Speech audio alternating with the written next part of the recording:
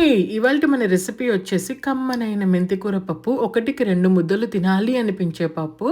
ముందుగా కొంచెం కందిపప్పు ఉడకబెట్టుకొని పక్కన పెట్టేసుకోవాలి. ఆ తర్వాత కొంచెం గిన్నెలో ఆయిల్ వేసుకొని మినప్పప్పు, ఆవాలు, జీలకర్ర, ఇంగువ, ఎండుమిరపకాయలు, పచ్చిమిరపకాయలు, కరివేపాకు వేసుకొని ఫ్రై అయిన తర్వాత తరిగి, కడిగి పెట్టుకున్న మెంతికూర గూడా వేసుకొని ఉప్పు లేకుండా ఫ్రై చేసుకోవాలనమాట.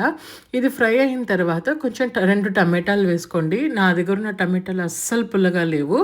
పులుపు ఉంటే ఈ 2 టమాటాలు సరిపోతాయి. పులుపు లేకపోతే ఒక చిన్న స్పూన్ చింతపండేసుకోవాలి. ఆ తర్వాత ఉప్పు, పసుపు ఇలా చింతపండు వేసుకొని మంచిగా ఫ్రై చేసుకోవాలనమాట.